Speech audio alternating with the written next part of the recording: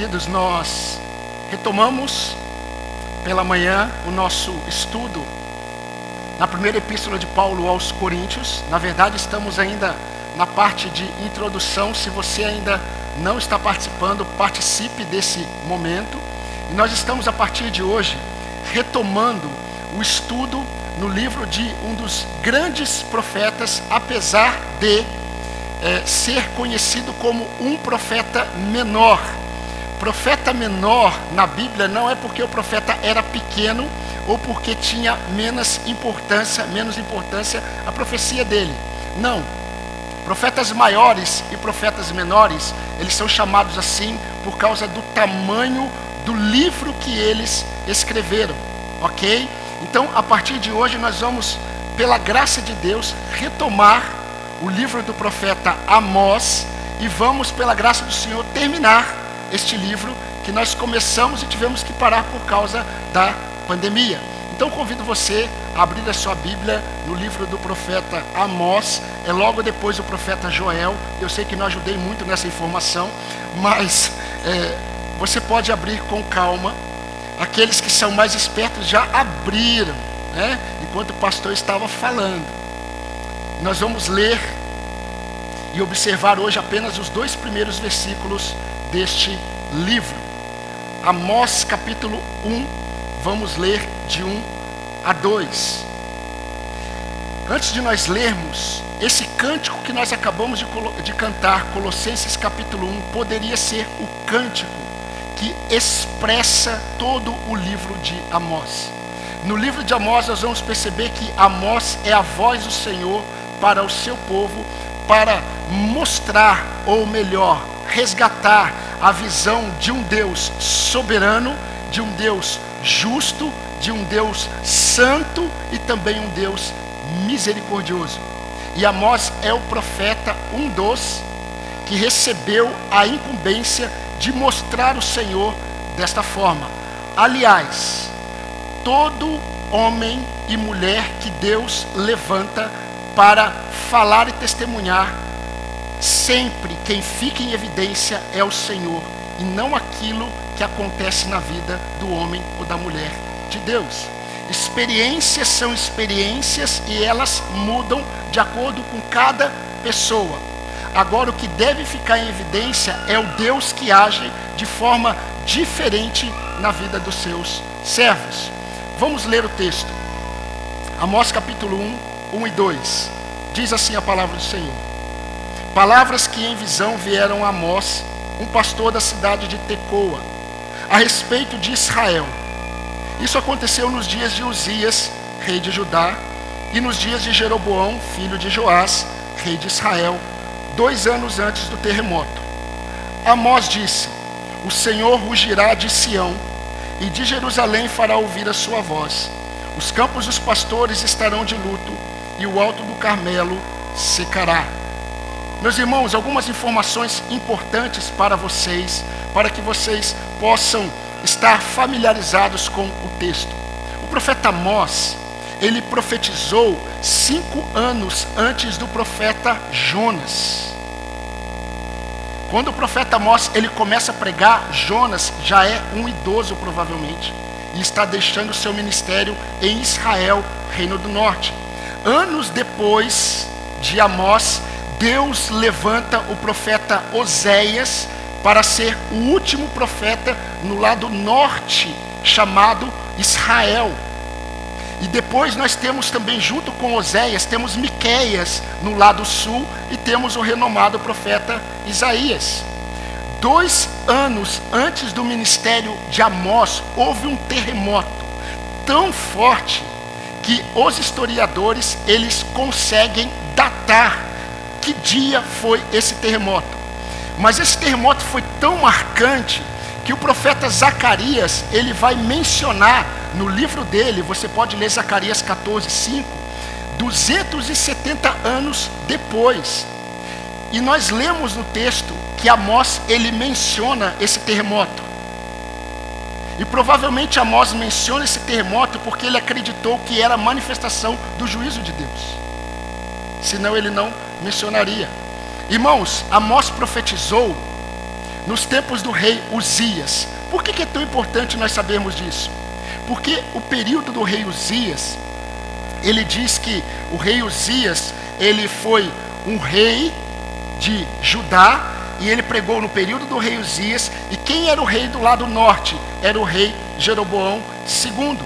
Mas o rei Uzias, queridos, foi um rei que marcou a nação de tal forma que o profeta Isaías, ele vai dizer que no ano da morte do rei Uzias, quando todo o povo sentiu a morte do rei, inclusive ele via no rei Uzias uma das maiores lideranças que ele viu. Ele foi ao templo e ele viu o rei assentado no alto e sublime trono, e não era o rei Uzias, era o Senhor, o chamado de Isaías. Para os irmãos perceberem como o reinado do rei Uzias foi marcante, e Amós, ele pregou no período do rei Uzias. Meus irmãos, enquanto Isaías, ele era um idoso, no período do rei Ezequias, vocês vão se lembrar que nós estávamos pregando sobre a vida de Ezequias, e o profeta Isaías já era um idoso. Amós, quando Amós está pregando, Isaías é um jovem ainda, que provavelmente nem havia começado o ministério dele. E queridos, nós podemos perceber nessa informação do texto, quando ele diz: Amós recebeu a visão do Senhor nos tempos do rei Uzias, no sul, Judá, e no norte nós temos rei Jeroboão. Ele dá uma informação do cenário geopolítico e religioso da nação de Israel nesse período. Como que eles estavam vivendo? Foi um período de prosperidade político-militar, foi um período de expansão territorial, foi um período de religiosidade aparentemente normal. Pastor, como nós sabemos disso? Leia segundo a Crônicas 26:15 ou 2 Reis capítulo 14. Mas para que os irmãos tenham uma ideia, isso é importante para nós, de como estava espiritualmente o povo, nós vamos ver que para o povo estava tudo normal. Para o povo não havia problema nenhum deles em relação a Deus. Mas nós vamos perceber que a espiritualidade deles estava vazia e distante do Senhor. Para os irmãos terem uma ideia, Amós ele vai dizer algo, e nós vamos ler, que o profeta Isaías, depois, quando ele é levantado por Deus para pregar, ele vai falar na íntegra aquilo que Amós disse. Se você comparar Amós capítulo 5, 21 com Isaías 1, de 12 a 14, vocês vão perceber que é a mesma palavra. Mas Amós capítulo 3, 10 diz: porque o povo de Samaria era a capital do norte. O povo de Samaria não sabe fazer o que é reto, diz o Senhor. Mais uma prova para os irmãos de como estava a espiritualidade deles. No capítulo 4, de 4 a 12, 5 vezes pelo menos, vocês vão encontrar a expressão: contudo, não vos convertestes a mim. O profeta Amós vai mostrar que Deus permitiu acontecer tantas coisas na vida deles, e o texto repete com essa expressão: vocês mesmo assim não se converteram a mim. Agora olha que interessante, Oséias pregou anos depois de Amós. Em Oséias, sabe como que Deus se apresentou para o povo? Como um marido traído. Um marido traído, mas que está disposto a receber de volta a sua esposa. E Deus, ele faz alusão do afastamento do povo dele do Senhor e a adoração do povo a outros deuses da terra. E Deus, ele convoca o povo ao arrependimento. O livro do profeta Oséias, o capítulo 14, termina Deus chamando o povo para ele: volta, ó Israel, porque por causa dos teus pecados vocês estão caídos, venham para mim. Então, enquanto em Oséias, que vem logo depois, Deus, ele é aquele que ama, aquele que é misericordioso e quer manifestar perdão, no profeta Amós, Deus, ele é o leão que está rugindo. Isso é interessante, porque Quando nós olhamos muitos comentaristas, muitos dizem assim, que quando Deus, ele se apresenta por meio de Amós como o leão que está rugindo, é porque Deus está mostrando que ele está vindo como um leão para despedaçar a presa, na sua justiça, na manifestação da sua ira.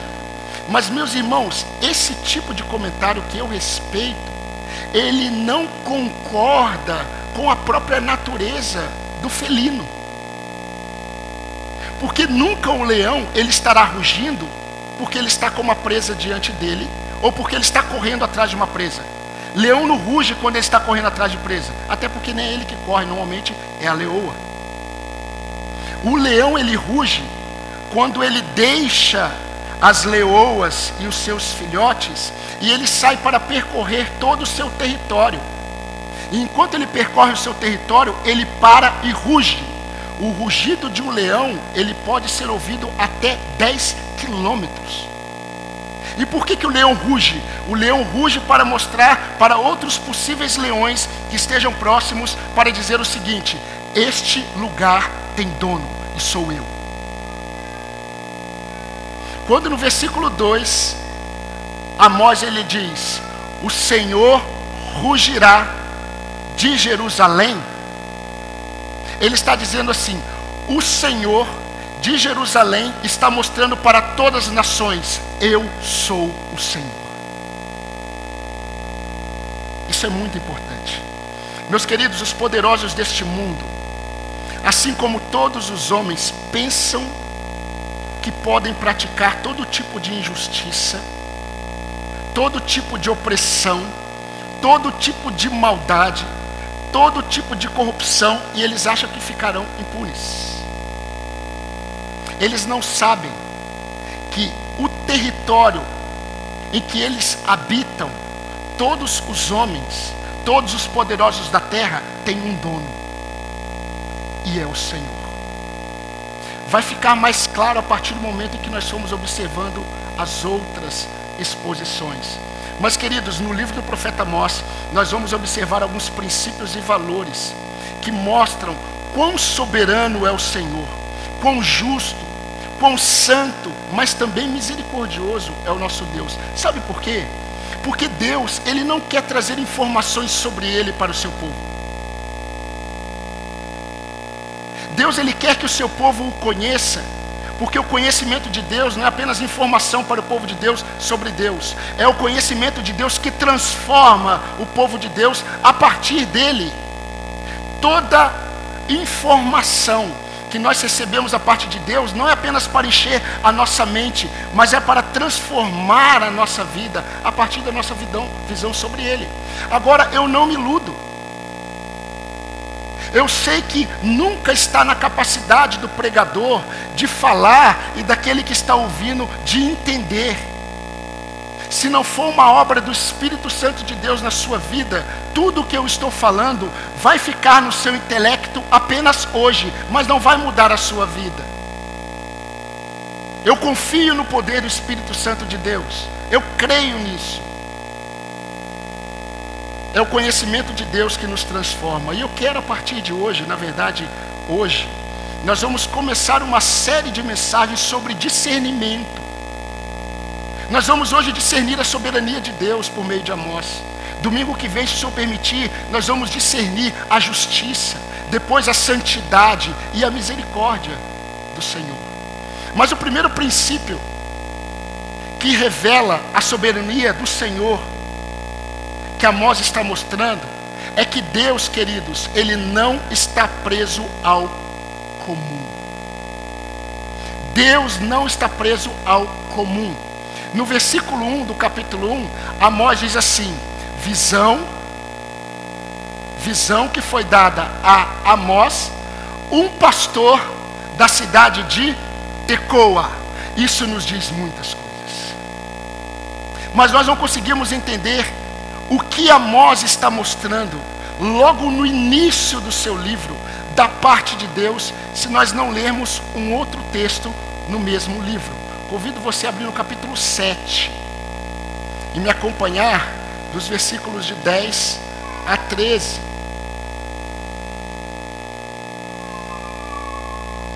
Versículo 10 diz assim: então Amazias, o sacerdote de Betel, mandou dizer a Jeroboão, rei de Israel: Amós está conspirando contra o rei no meio da casa de Israel. A terra não pode suportar todas as suas palavras, porque assim diz Amós: Jeroboão morrerá à espada, e Israel certamente será levado para fora de sua terra em cativeiro. Depois Amazias disse a Amós: saia daqui, vidente, fuja para a terra de Judá e vá ganhar a vida por lá.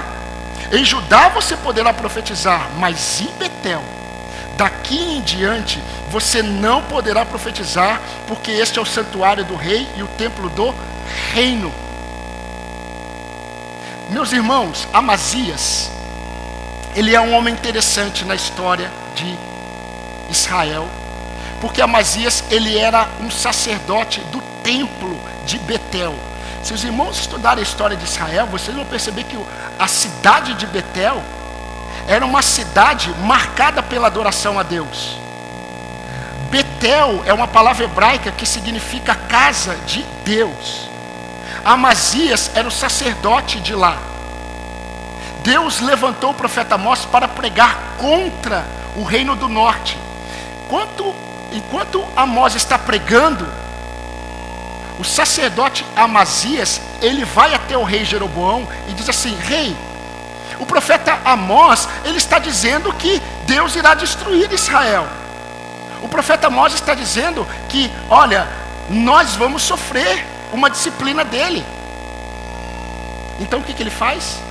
Amazias, como sacerdote, ele vai até o profeta Amós e diz assim: olha, faz uma coisa, vai para Judá. Vai para Judá, vai para a tua terra. Aqui você não vai poder profetizar. Lá você vai poder profetizar. Aqui não. Porque aqui é a casa do rei. Aqui é o santuário de Deus. Porque é Betel. Nós vamos ver a resposta de Amós no versículo 14, mas ainda não. Queridos, Amazias reconhecia que Amós era um profeta. Ele chama Amós de vidente. Outros profetas foram chamados de vidente, como Eliseu.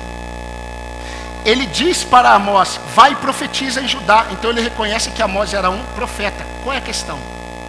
Ele não reconhecia que Amós era um profeta oficialmente habilitado para falar para eles. Por que isso? Porque, em primeiro lugar, eles têm uma visão sobre Deus que é deturpada. Assim como muitas pessoas hoje no meio evangélico e principalmente no mundo, eles começaram a ficar indignados. Por quê? Porque para eles as palavras de Amós eram ofensivas demais para serem palavras da parte de Deus. Não são assim os homens?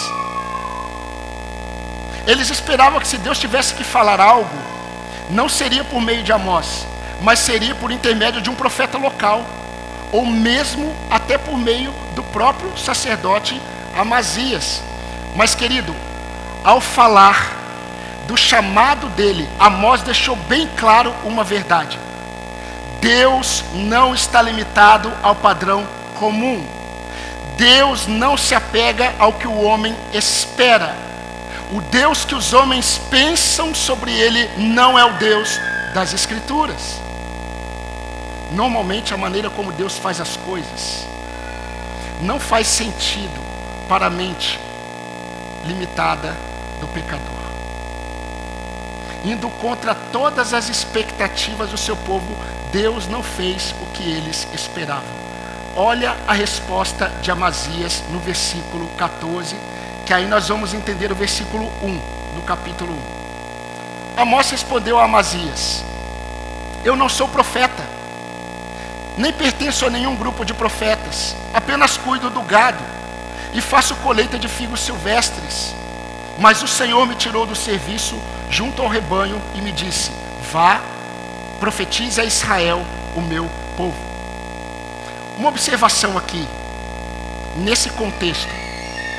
Meus queridos, aquilo que era esperado, o convencional, era que o profeta viesse das escolas, ou da escola dos profetas, que surgiu no período de Elias e Eliseu. Isso era esperado. Era esperado, e o convencional era que um sacerdote, ele tinha que vir de uma linhagem sacerdotal. Os seus pais tinham que ser, pelo menos o pai tinha que ser um sacerdote. Isso era o convencional, e Deus sempre agiu de acordo com esse convencional. Mas nesse contexto, Deus fez questão de fazer diferente. Amós não frequentou nenhuma escola de profetas, como Eliseu. Amós não era de linhagem sacerdotal, como Jeremias. E Amós não transitou pelo palácio real, como o profeta Isaías. E eu creio, irmãos, que Amazias, é que a Bíblia relata aquilo que é necessário, mas talvez nem tudo. Como é uma narrativa, nós podemos imaginar algumas coisas. Eu imagino que o profeta Amós, ele respondeu da seguinte forma para o sacerdote Amazias: Amazias, talvez o mais indicado para Deus usar para falar a vocês seria alguém da escola dos profetas, ou até mesmo você, Amazias, sacerdote de Betel. Porém, não por um acaso, Deus escolheu usar um cuidador de bois e um colhedor de figos de Judá. Não é interessante? Amós não estava sem ocupação e sem propósito na vida dele. Ele diz que o Senhor o tirou dos seus objetivos pessoais e deu outro bem específico para ele. Seja o meu profeta no norte. Agora olha que interessante. Amós, seja o meu profeta no norte, não no sul, em Judá, onde você mora. Não no sul, em Judá, como Amazias propôs. Seja o meu profeta no norte. Meus irmãos, caminhando para algumas aplicações dessa primeira lição muito importante, Deus não se adequa aos padrões humanos para chamar ou usar alguém. Não é um seminário, não é uma linhagem de líderes, muito menos indicações que designam aquele que Deus quer usar. Isso me faz lembrar da oração de Jesus: Pai, graças eu te dou, porque ocultastes essas coisas aos sábios, mas revelastes aos pequeninos, aos simples. Me faz lembrar de Paulo escrevendo aos Coríntios, dizendo assim: Deus escolheu as coisas humildes do mundo e as desprezadas, e aquelas que não são, para reduzir a nada aqueles que pensam que são, a fim de que ninguém se vanglorie na presença de Deus. Isso me faz lembrar de Naamã, aquele general leproso da Síria, capital Damasco. Ele ficou sabendo que em Israel tinha um profeta, o profeta Eliseu, e Deus poderia curá-lo da lepra. E ele foi até o profeta Eliseu. E quando ele chega próximo à casa de Eliseu, Eliseu não o recebe como ele esperava. Eliseu manda o servo dele. Foi a primeira frustração de Naamã. Cadê Eliseu? Olha, Eliseu não veio, disse Geazi, mas ele disse para você dar 7 mergulhos no Rio Jordão. Ele fica indignado. Ele começa a dizer assim: não existe em Damasco 2 rios muito melhores do que esse rio Tietê, Jordão? Tietê da minha parte. Eu pensei que o profeta viria até mim, que ele colocaria a mão sobre mim, que ele rogasse ao Deus de Israel e eu fosse curado. 7 mergulhos no Jordão. E detalhe, os soldados dele ouviram e falaram assim: Naamã, viemos até aqui, não custa nada, dá 7 mergulhos no Jordão. Detalhe, ele foi, mergulhou 1, nada, mergulhou 2, nada, 3, nada, 4, nada, na 5ª você já imagina como é que ele está. Mas ele foi até o fim. No 7º mergulho ele foi curado. Deus faz questão de reduzir a nada a sabedoria do homem. Deus faz questão de mostrar que Ele não trabalha como nós esperamos muitas vezes. Deus faz o que quer fazer. Ele usa quem Ele quer usar, com os meios que Ele quer e onde Ele desejar. simplesmente porque Ele é soberano sobre todas as nações, principalmente sobre a vida do seu povo.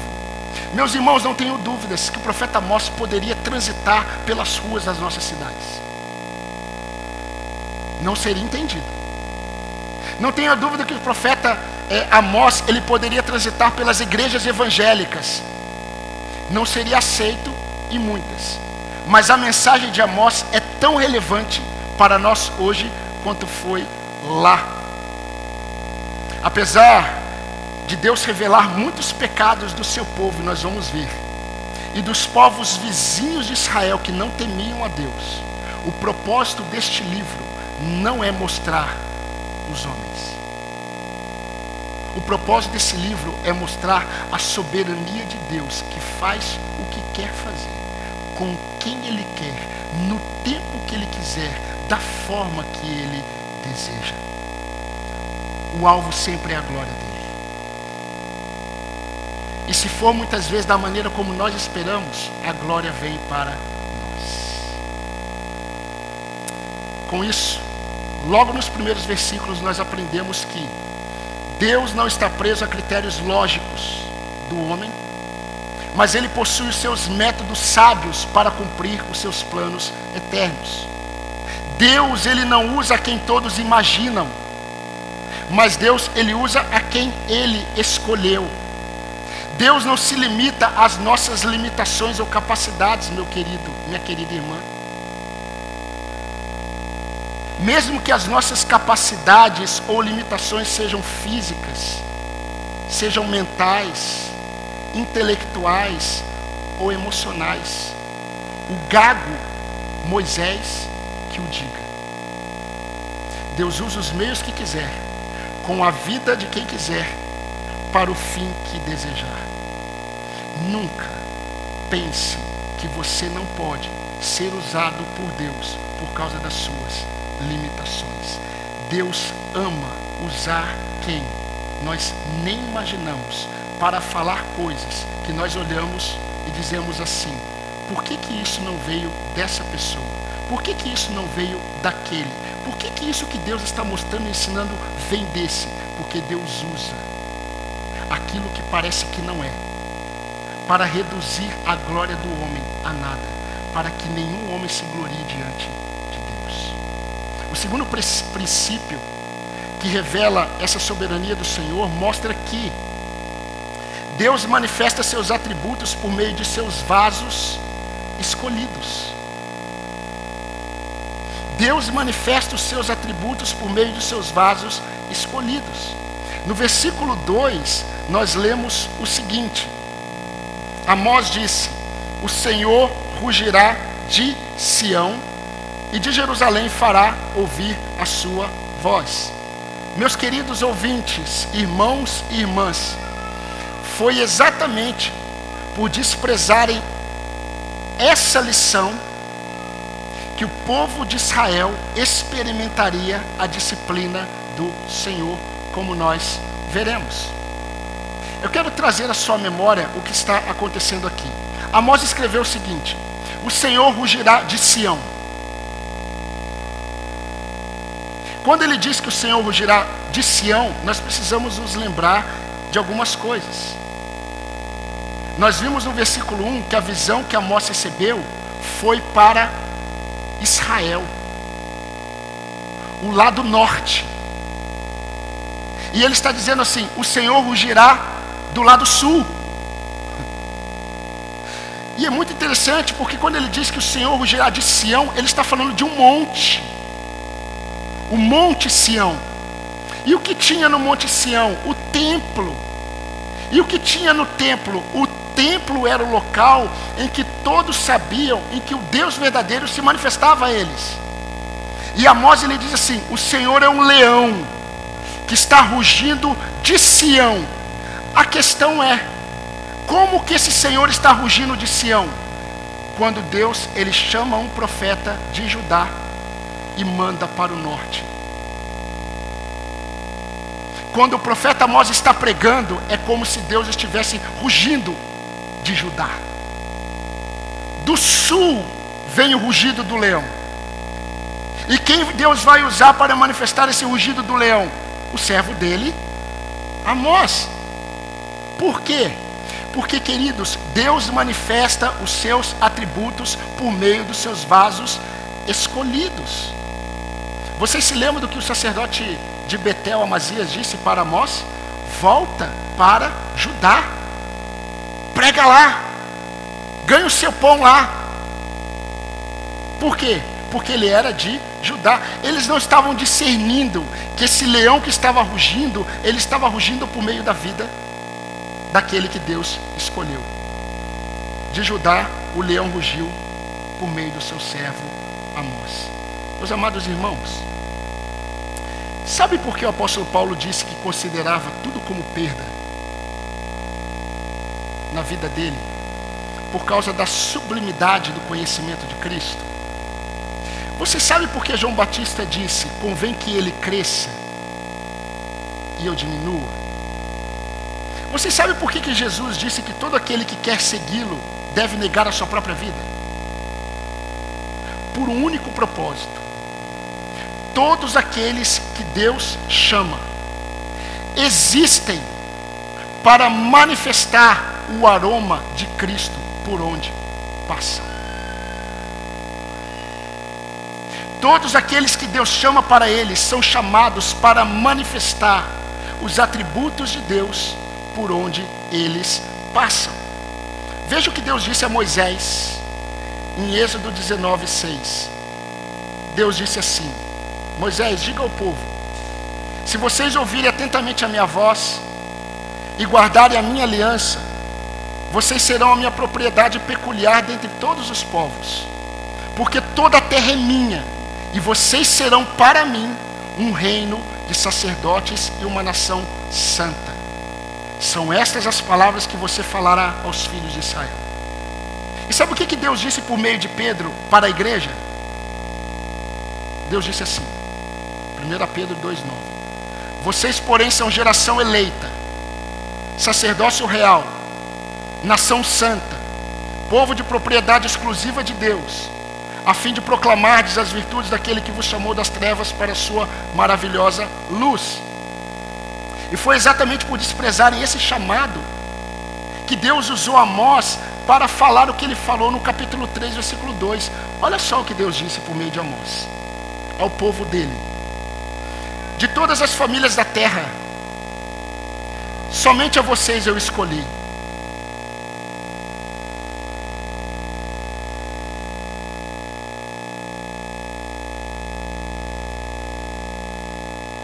De todas as famílias da terra, somente a vocês eu escolhi. Sendo assim, eu disciplinarei vocês por todas as suas iniquidades. Ou seja, o que Deus estava dizendo é o seguinte: vocês serão disciplinados porque vocês negaram a eleição de vocês.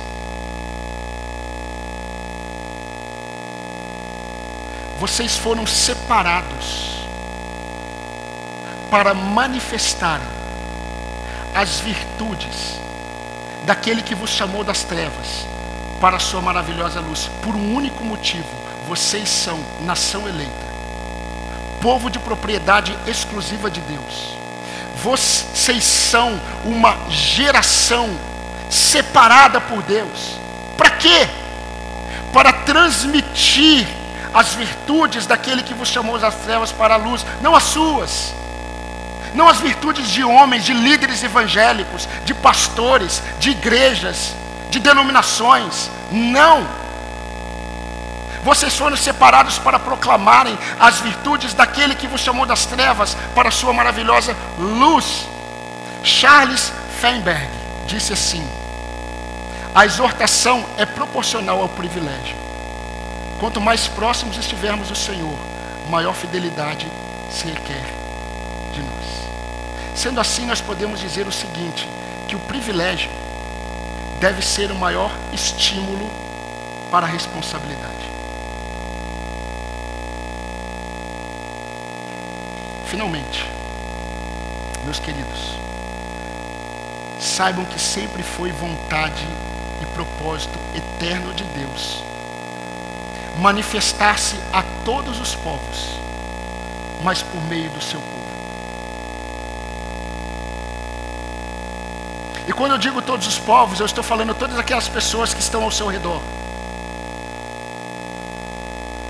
Pessoas estão passando pela sua vida, não é por um acaso. Pessoas estão passando pela sua vida, não é para que elas saiam dizendo assim, como ela é legal, como ela é importante. Pessoas estão passando pela sua vida, não para que fique em evidência quem você é. Pessoas estão passando pela sua vida para que fique claro para elas as virtudes daquele que vos chamou das trevas para a sua maravilhosa luz.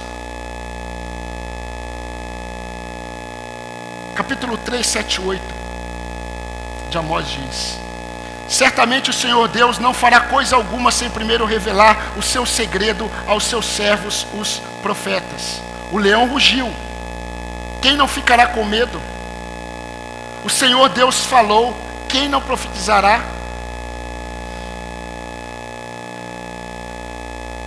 Meus queridos, eu quero aplicar essas verdades para nós, para que a gente consiga perceber o que Deus está fazendo e quer fazer em nossas vidas. O que eu quero dizer de forma mais clara é que os homens não terão conhecimento da santidade de Deus se os seus filhos não vivem em santidade. Enquanto o seu Facebook, enquanto o seu Instagram revela a sua imagem, você ofusca e rouba a glória de Deus. Se você foi chamado por Ele para manifestar a glória dele aos povos. Os homens não terão conhecimento da justiça de Deus se os filhos de Deus não forem justos em seus negócios, em seus trabalhos, honestos na escola. Os homens não terão conhecimento da graça, do amor, das misericórdias de Deus se os seus filhos não testemunharem dessas verdades quando eles tiverem oportunidade. As coisas acontecem em nossa vida durante o dia, e Paulo nos diz que nós precisamos remir o tempo, aproveitando todas as oportunidades, porque Deus vai nos dar oportunidades para testemunharmos dos seus atributos eternos. Não que Ele depende de mim e de você, mas é que Ele deseja usar a minha vida e a sua. O leão vai rugir, mas por meio de Amós. Assim como foi com Amós, queridos, e tantos outros, o Senhor manifesta os seus atributos por meio de seus servos escolhidos. O Senhor rugiu de Jerusalém por meio de Amós. O leão continua a rugir por minha vida, por meio da minha vida e da sua. As pessoas que te cercam têm tido conhecimento dos valores do reino por meio dos valores que você defende em suas palavras, em suas atitudes. Vamos pegar só o exemplo dos valores do Senhor no contexto familiar.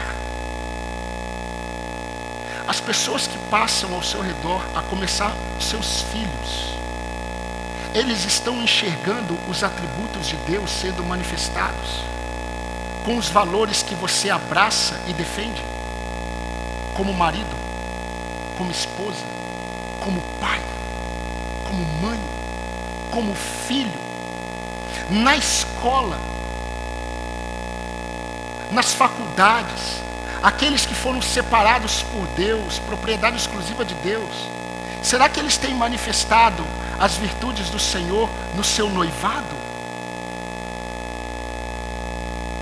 Hoje um pastor olhar para as Escrituras e dizer que um jovem ele deve se casar virgem é uma aberração. Mas enquanto Deus me der voz, eu vou dizer: a palavra do Senhor diz: sejam santos, porque eu sou santo.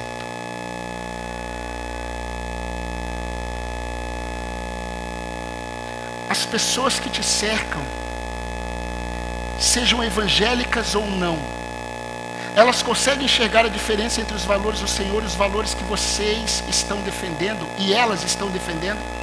Elas conseguem enxergar a diferença? Ou você é aquele que você acha que você está para ser agradável às pessoas? a grande diferença do povo de Deus não está na semelhança com os outros povos. A grande diferença do povo de Deus está exatamente na diferença que aqueles que andam com Deus em relação aos povos. Crianças, não fiquem tristes se na escola de vocês estão defendendo algo que vocês têm aprendido da parte do Senhor e estão rindo de vocês. Se alegrem por isso. Não briguem, não respondam, não sejam maledicentes, mas fiquem em silêncio e confiem no Senhor. Isso faz parte. Amós em hebraico significa carregador de fardos.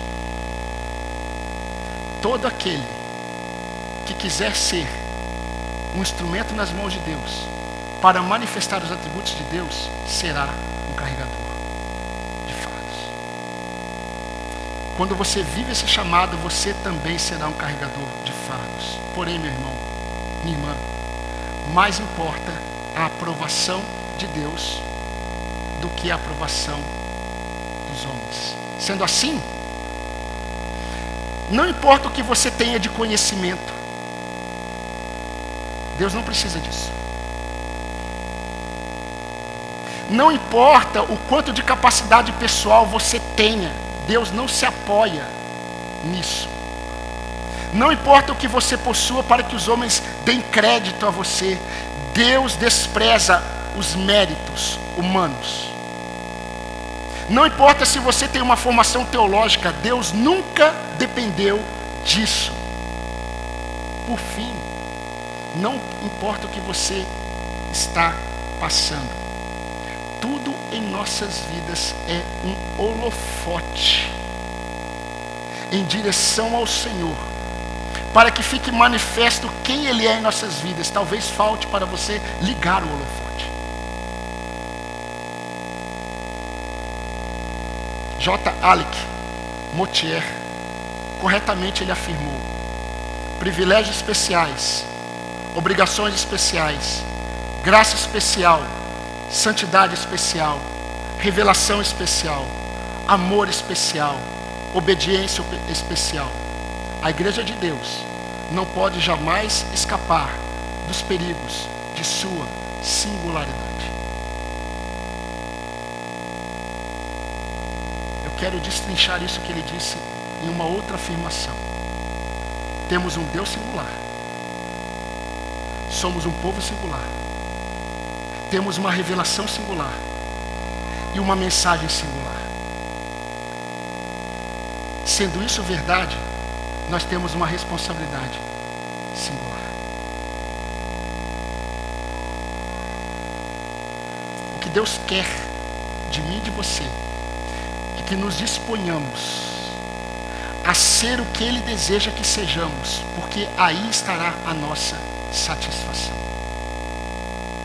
Deus deseja que, independente do que os homens possam pensar, independente da profissão que você tenha, independente da sua limitação, Deus, Ele usa o seu povo para manifestar quem Ele é. Paulo disse que nós somos para com Deus o bom perfume de Cristo. Para aqueles que são salvos, esse perfume é perfume de vida. Mas para aqueles que se perdem, isso é perfume de morte. Que cheiro é esse? Mas o que importa é o que nós somos para com Deus. Para com Deus nós somos o aroma de Cristo. E estamos para isso. Seja, meu irmão, minha irmã, criança, jovem, seja a voz do Senhor por onde você passar. A começar pelo seu testemunho e pelos valores que você abraça como verdade. Seja um carregador de fardos.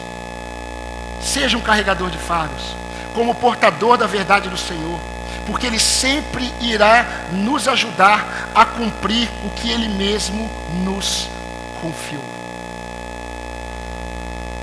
Eu quero terminar com o meu testemunho e ele é breve. Eu fui criado num lar cristão. E quando os meus pais iam para a igreja, teve um período que nós não tínhamos carro. E nós éramos daquela época em que alguém que caminhava com uma Bíblia na mão era chamado de o povo do livro. E eu pedi para os meus pais ficarem separados de mim no ônibus. Eu pedi para que os meus pais ficassem pelo menos uns 3 ou 4 bancos para frente. Porque eu não queria que qualquer amigo meu me visse próximo dos meus pais e vissem a Bíblia. Mas os meus pais insistiam. E na igreja tinha competição de versículo bíblico. Eu tinha que levar a Bíblia, não tinha celular, não tinha aplicativo. Eu consegui comprar uma Bíblia, Missão Impossível, desse tamanho.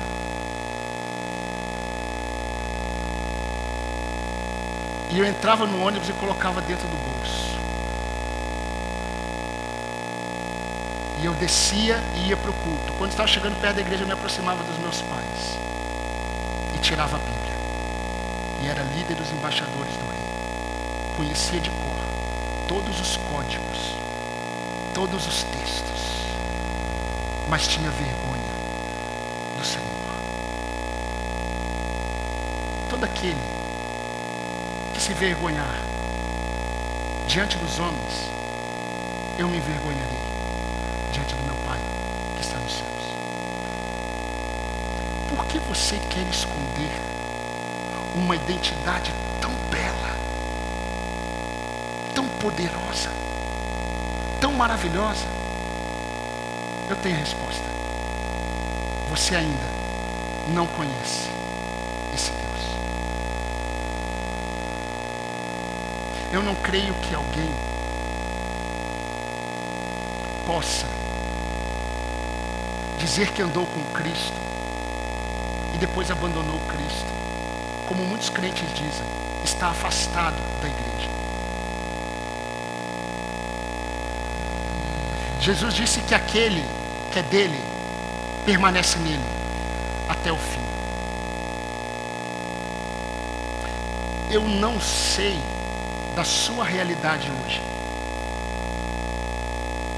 Talvez você esteja longe, estando bem perto. Talvez você seja alguém que esteja frequentando ou tenha contato há muito tempo com o Evangelho, assim como aquele mendigo que ficava à porta do templo chamada Formosa. Vivia na porta da casa de Deus, mas não conhecia o Deus daquela casa.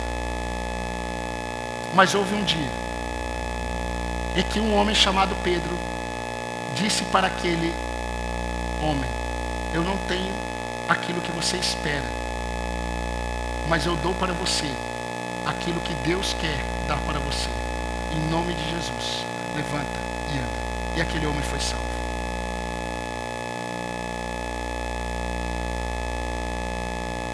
Eu desprezava a palavra de Deus, eu tinha vergonha dele porque eu nunca fui dele naquela época.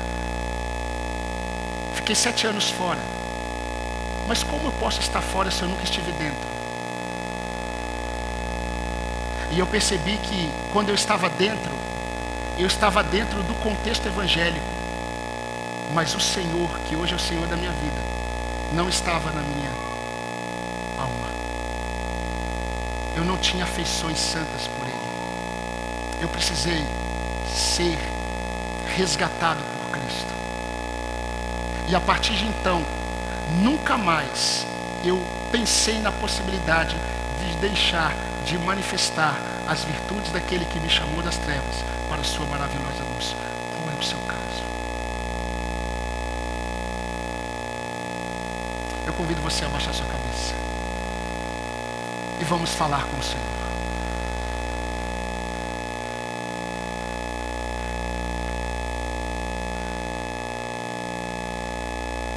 Fale com Deus.